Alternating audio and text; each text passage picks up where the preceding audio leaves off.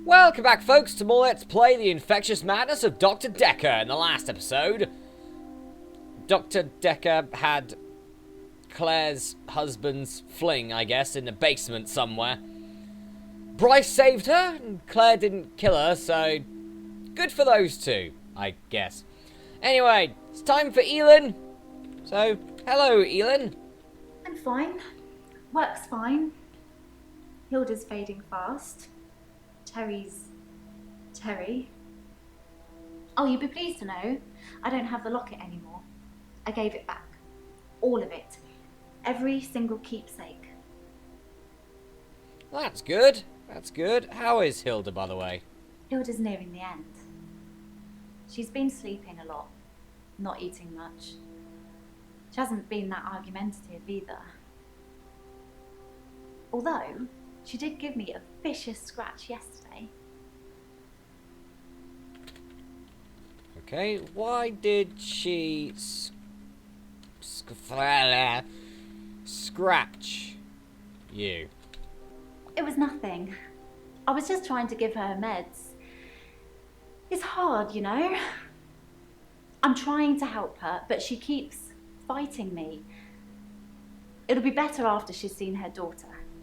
I've decided I'm going to do it tonight. She hasn't got much time left. You're going to shift tonight? I don't know. Well, you do know, obviously. Bloody hell. Do what tonight? You know the answer to that, Doctor. What have we been talking about? What can I do for Hilda that will make it all better? You're going to shift? I feel like you're clutching at straws. Yes. Well, that's obviously you're going to do. Are you going to kill Hilda? Okay, what do you know about the paper spike? It's true then. I'd heard Dr. Dekker was stabbed, but I didn't know for sure. It's weird that whoever did it would choose the paper spike. It is weird. Okay. But yes, you're going to pretend to be to Hilda's That's the daughter. plan. Yeah. I know. It sounds unbelievable, like I'm making it up. I wish I could prove it to you somehow. We could try shifting now. Think of someone you really love. It might help if you close your eyes. Are you thinking of them? Can you picture them? Okay, hold on.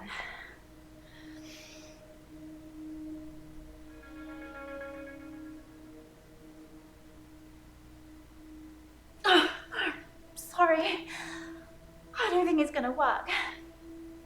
On the bright side, that probably means you're not going to die anytime soon. The weird thing is this game likes trying to think that your character's mad, because her face did change for a slight second there. Anyway, why is it weird the paper spike was used? Dr. Dekker used to play with it in our sessions sometimes. You know, pick it up, handle it while we talked. I remember once, he pushed the spike through his skin. Yet this bit, here, between his thumb and his finger. He said he didn't think I'd mind the sight of blood, being a nurse and all that, but actually, there wasn't any. Oh, we got some notes here as well. Is Ellen going to pretend to be Hilda's daughter? We already know that. Yeah. Alright, let's go with, why is there any blood coming from the paper spike? I was a bit freaked out. At first, I thought it was a trick. A magic trick, you know? Like some kind of therapeutic test. Show the patient this retractable spike and see how they react. But it wasn't. The spike was real. It could be that bit of skin's like a prosthetic or something like that. It could be something like that. It could be. How do you know the spike was real? Dr. Dekker gave me the paper spike to try. It wasn't fake. It was pretty sharp, actually. I don't know how he did it. He said he just thought that it wouldn't hurt him, so it didn't. Okay. How is Terry? Terry seems to have backed down since I gave the keepsakes back. Actually, it doesn't seem like she's been very well. Not her usual self. Maybe she's got a bug or something. I hope you're not giving her anything. Elin, please no. Oh yes, what do you say when you shift? It's tricky. I mean, I'll sound exactly like Hilda's daughter, but I try and keep it vague because I don't become her. I don't know what she would really say. I say things like, it's okay, don't be scared, I love you, Mum, or I love you, Dad. But it doesn't really matter what their relationship's like because it's not really them. I always do the Disney version. The best, most loving version. That's what my patients want to hear. And maybe deep down they know it's not the truth, but it's got to be better than the reality. I guess so, but still, the fact that you believe you can shapeshift is the odd bit. Why did you give back the lockets? You told me to. Well, not in so many words, but you said I shouldn't have kept them. And what with Terry going around telling everyone I stole them, I didn't feel like I really had any choice. The lockets, the watch, the ring. But I kept the little bird Sarah Dekker gave me. I wasn't supposed to mention her. Sarah Dekker? Sarah Dekker? Dr. Dekker's mother. She was one of my first patients, but she died a while ago. Okay, it's interesting. Why bother shifting if patients know it's not the truth? Does it really matter if it isn't the truth? Isn't it worth it if it brings them peace? Tell me honestly, Doctor, do you really think that what I'm doing is wrong? Well, yes, it is wrong, because it's not real. So you're saying I should let Hilda die without seeing her daughter one last time? Well, yes. Well, don't let Hilda die alone. Good, because I really feel this is something I have to do. Like it's my calling or something. No, just don't shift. Don't let her die alone, but... God's sake.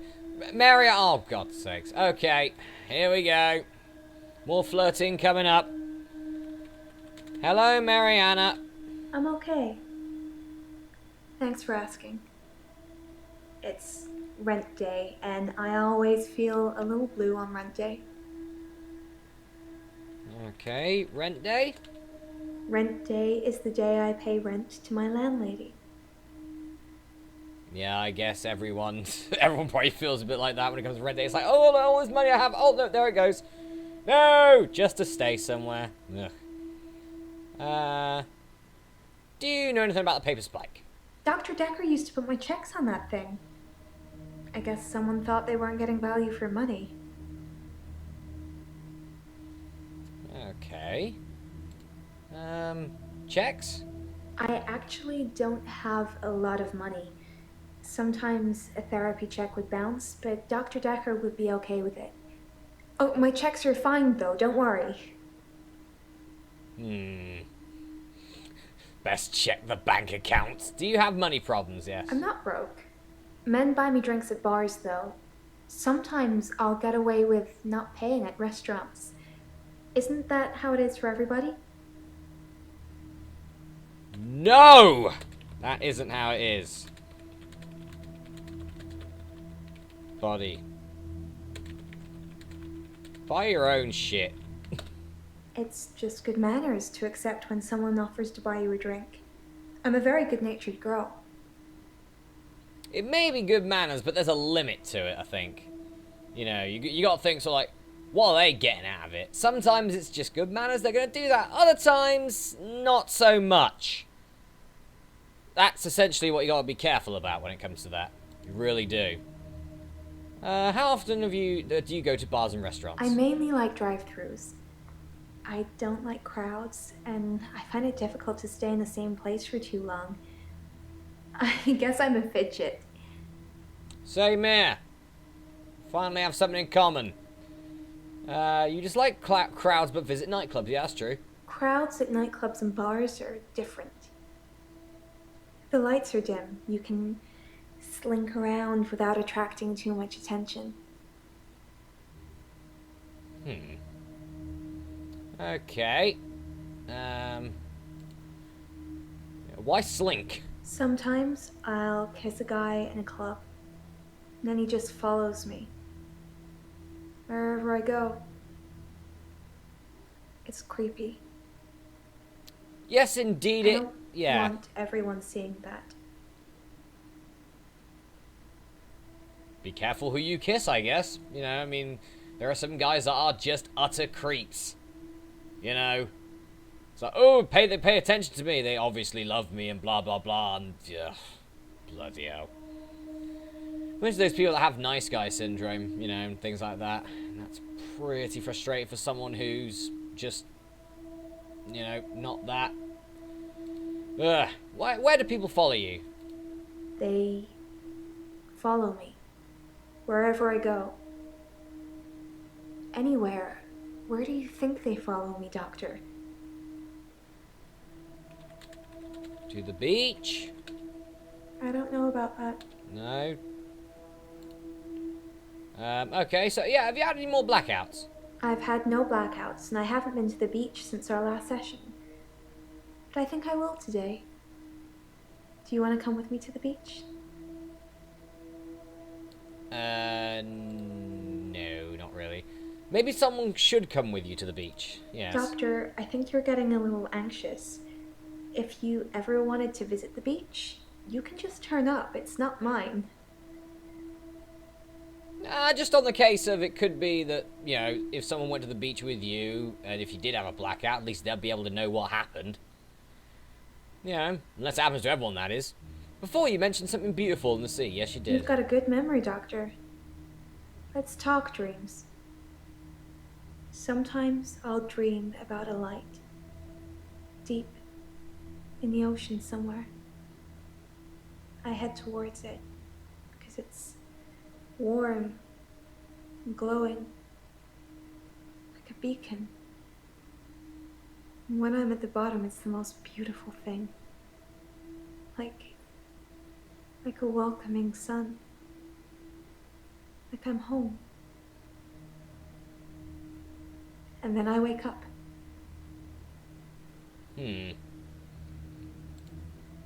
Marianne wants me to guess where people follow her. What happens after they follow her? Yeah, that's true. What happens after people follow you? Part-timer. And that didn't matter anyway. What happens after people follow you? It depends where they follow me. If they follow me home, they bang on the door for an hour or so, then leave. Other places, they just disappear. I don't see them again.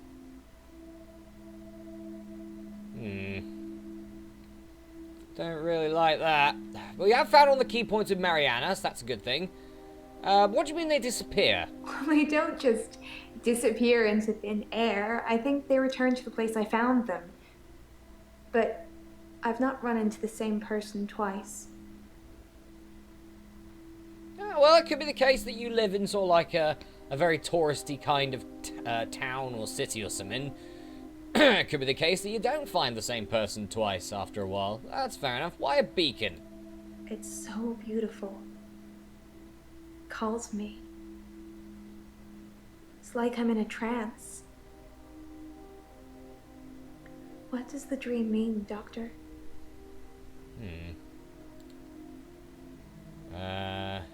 Maybe the dream means that you're searching for something. That's what I'd think it is. I guess. I hate being in the same place for too long. Maybe I'm always searching for paradise or something. Yeah, you certainly could be. Right, I think Yeah, I think we'll move on from Mariana. We'll move on to Nathan now. Hello, Nathan. A burned Hannah's rocking chair. The day moved forward. It was a good choice. I'm not sure I've got much left of hers now. I've burnt most of it, or given it away, just to make the days move forward. There was a moment when I was attacking a Salvation Army bin. I gave in. Salvation Army bin? Yeah. Do you know what happened with the Salvation Army bin? I accidentally put Hannah's diary into a Salvation Army donation bin. They're like huge post boxes with a circular tray that makes sure things spill to the bottom. I tried to get in to get it back, but I gave up. Okay, let's ask him about the paper spike. I didn't notice Dr. Dekker had a paper spike. I haven't really seen more than a foot in front of me since Hannah died. Need glasses, mate. That'll do it. Let's talk about Dekker. I've told you all I know about Dr. Dekker. He started out good, then turned a bit crazy towards the end. When you start giving people more problems as a therapist, that's a bit crazy. Yeah, that's pretty straight up, actually. That's pretty fair enough. What problems did Dr. Dekker give you? I started out with depression. Now I seem to repeat days. Even if you don't believe the repeat days, then I clearly have extra mental health problems that he's given me. Yeah, that's true. Dekker was crazy? I think that he possibly cursed other people, a bit like he cursed me. Sometimes you could see he was bursting to tell me about it, but he couldn't. He was ecstatic with power. Yeah, seems like a bit of a power-mad tyrant to me, I think. Did you read the diary? I read the last few weeks of Hannah's diary a while ago. I must have accidentally dropped in some clothes for the Salvation Army bin. It's funny, because I wasn't going to read it. She said she'd fallen out of love with me. That she was going to break off the engagement. That she didn't love me anymore. I regretted it. Yeah, you know, sometimes there's just some things you just didn't want to, well, read, really. I regretted that I mourned for Hannah so long. I regret the grief. I regret all the days I slept through because of it. Had I known she didn't love me anymore, things would have been different. I'm a bit angry now. If I had that day over again, I may just still pull out in front of the driver. Well, nah, I don't think you would have, would you? Alright, how did Dekker curse you? Ah, curse. Or remembered. I was hoping you'd forget. It's gonna sound crazy. Dr. Dekker said I would never be able to move forward until I came to terms with my grief. And so from this point on, I start to relive the same day over and over again until I made something of it. I believed him. Okay, why do you believe Dekker? I didn't want to believe him. I remember I said, you can't just say things and they happen. He laughed and laughed. I think he was going mad. He said he'd give me a demonstration. Okay, did he give you a demonstration? He held his hand outstretched and told me to look at the flame. There was no flame, and then there was. He was holding a flame in his hand that had come out of nowhere. And he tried to hypnotize me to make me forget it. Okay. Dekker hypnotized you? I didn't forget seeing the flame. He wanted me to forget it all, but I didn't. For whatever reason, he couldn't undo what he'd done. I was scared. I pretended like the hypnosis had worked. That's fair enough. I think we've got some notes here. Mariana's dream could mean many things. A metaphor for her current issues, searching for something, or maybe she's making it up. It could certainly be, but we're not talking about Mariana at the moment. We're talking to Nathan. Why were you scared? I was scared what Dr. Dekker would do to me if he found out I still knew. So I had to play along. Keep coming to the sessions. Pretend I hadn't seen what he'd done. It was awful, because I was suffering through the same days over and over again. But I couldn't talk to him about it, because he'd know. true. Okay, what did Dekker want you to forget? He'd become bored of me, so I got much of my insight from calls or messages he'd take during our sessions. I think because he hypnotized me, he didn't want to play with me anymore, so I got basic therapist. Well, on an honest note, when it comes to all these so-called powers, yours is probably the most forgettable, you know. What is a basic therapist? He told me lots of people get depression, to become more active, see more people. And although he wouldn't always be there to listen, Jaya would be. Jaya? Jaya was a great listener, much better than Dr. Dekker. I think she would have made a great psychiatrist. Do you know, he tried to fire her. Yes, we do know that. Jaya was fired.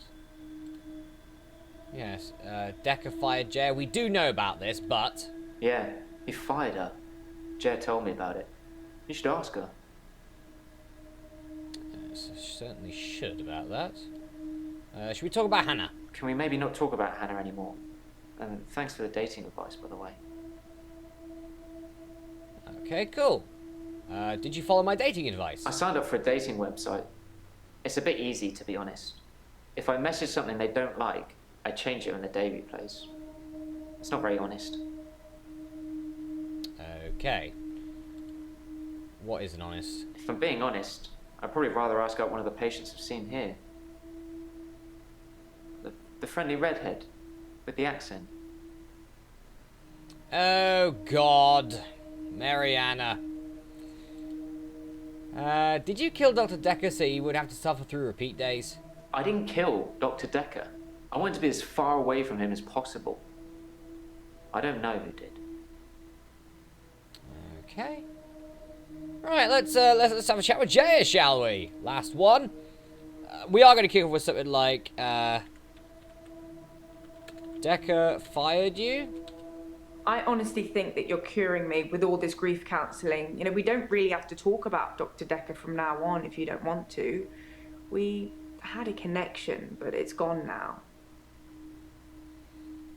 Okay, fair enough. Alright, guys, well, I'm going to go for a break here, but the next episode, let's play The Infectious Madness of Dr. Dekker. We're going to be having some grief counselling sessions with Jaya, and then probably moving on to day number 4. I'll see you then.